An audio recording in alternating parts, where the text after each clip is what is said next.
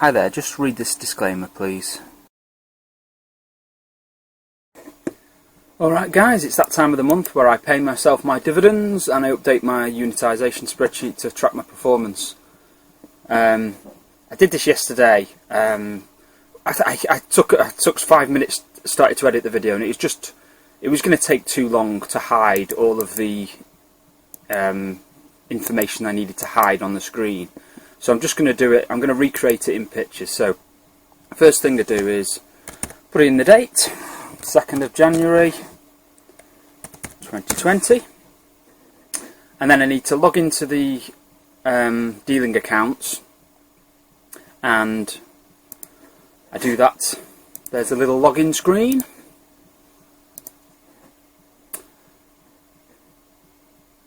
And as you can see, there's the values in the account. So I know that in the share dealing account, all of that £625.80 is dividends, because I always clear it to a balance of zero cash. So I know that's all dividends, so I can pay the whole of that £625.80 out of the account. And as you can see there, there's me doing it. £625 out. And then now we've got zero balance. So for the share dealing account, we can put in the values of 168,942. I'm rubbish at remembering numbers. £168,942.78. That's the value of iWeb. And we make a little note of the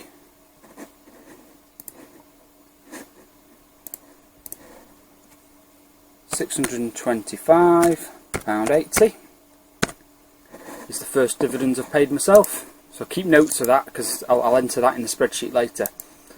And then the ISA.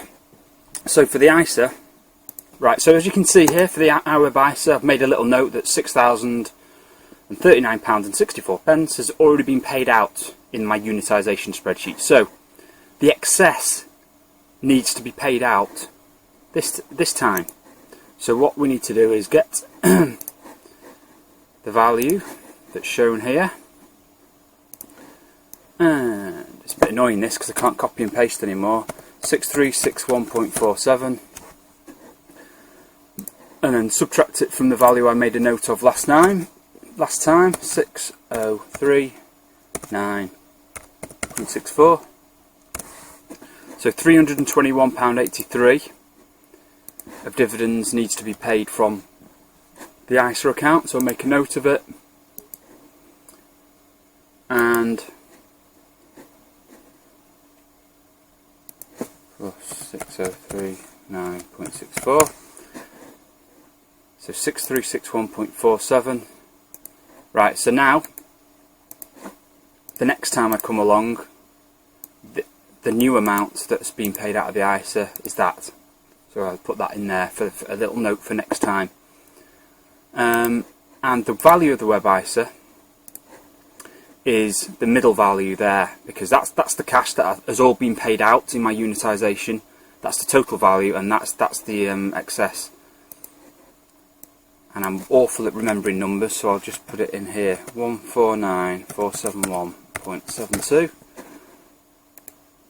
Copy. So that's the value of the iWeb ISA. Okay. And now to Hargreaves Lansdown. And I log in there. And first of all, I've gone into the lifetime ISA part. As you can see, there's no dividends being paid into the lifetime ISA, so I keep a minimum of £20 in there for paying the fees. So for the lifetime ISA, there's no dividends to be paid out. Hopefully there never will be. So in there, the value of that one is 5063.85. Have to do the Hargreaves Lansdown in two parts now, because I've got two separate accounts in there. I never used to before. Okay, so there's the value of the iWeb ISA in there. And if we go to the next one, got the value of the share and fund account. And now you can see there's £85.92 there in total cash.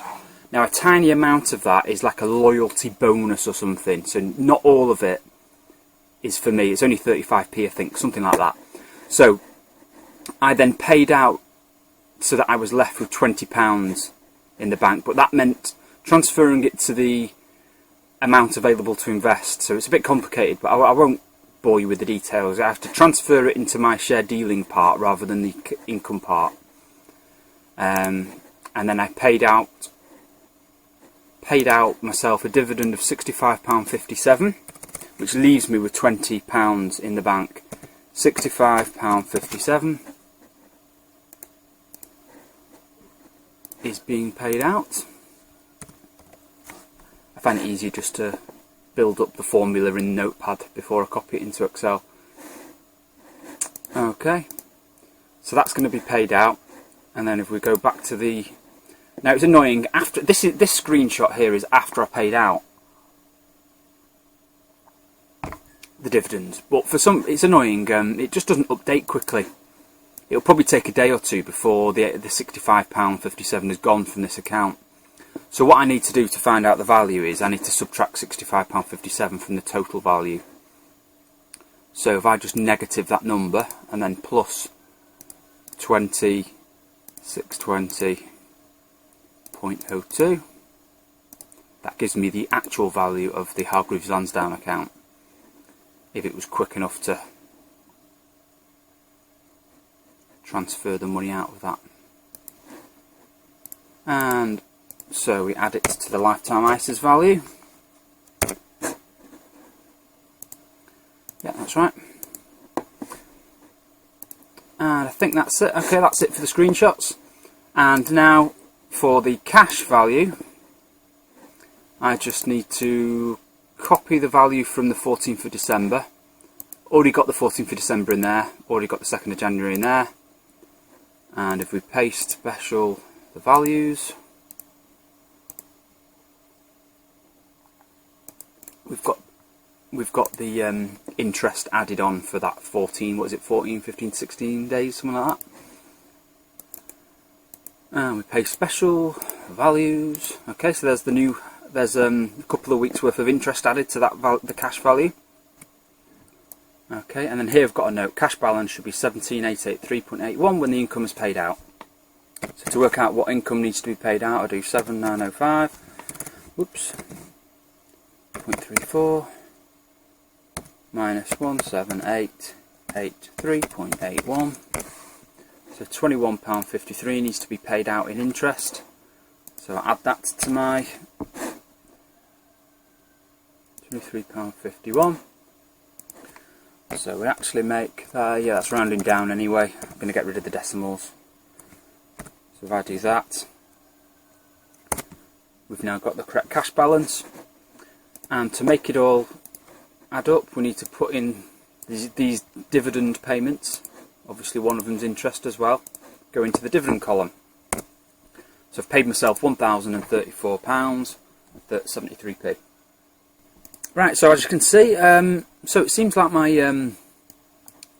it's gone up a few percent since mid-December. So as usual, it's sold about £1,000 worth of accumulation units to reduce that number. The income units have stayed the same, but it's paid me that amount of dividend, and then I just need to fill in my cumulative dividend for the year down there. Right, so there's the valuation done, and I've paid myself dividends. One of the things I've done with this spreadsheet, well, making these videos has made me think about things. Because what I've noticed is, I know that I need to pay myself 14 grand a year from this portfolio, of which about £1,000, with this lifetime ISA thing, about £1,000 of it needs to be paid to me. But in these previous years where I didn't do that lifetime ISA, probably about £2,000 needed to be paid for myself. But as you can see, that year it was 11,100 something. That year was almost 12 grand.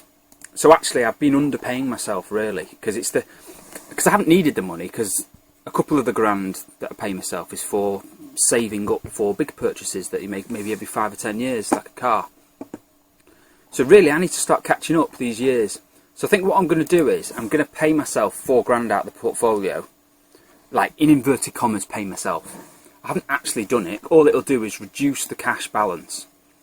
And probably at some point I will probably sell some of the growthy kind of investments to kind of rebuild the cash balance. So if I take £4,000 from the portfolio, it gets taken from there, and by doing that I've reduced that number by 4,000 as well. So I take 4,000 off there, and there that's taken £4,000 out of the portfolio, and unlike before, that's sold some income units like that. But it's kept the performance shown as the same, which is what you want the unitisation to do. That's the whole point of it, is to keep the performance measures the same regardless of inflows and outflows of capital. So I've reduced my cash level. I've done it like this because what I want to do is I want to withdraw from the portfolio independent of my decision to sell assets. Because I don't want market timing. I want the market timing to be enveloped into the performance measures.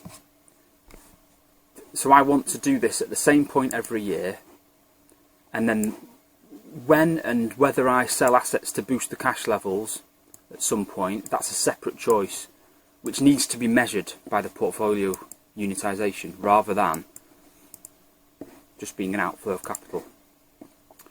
Anyway, I've struggled to explain that. I know, in my mind I know what I mean, but I'm struggling to explain it. Alright, so there's the unitisation done for another month, and paying myself dividends. No, I think that's probably it. Alright guys, have fun, see you later, bye bye.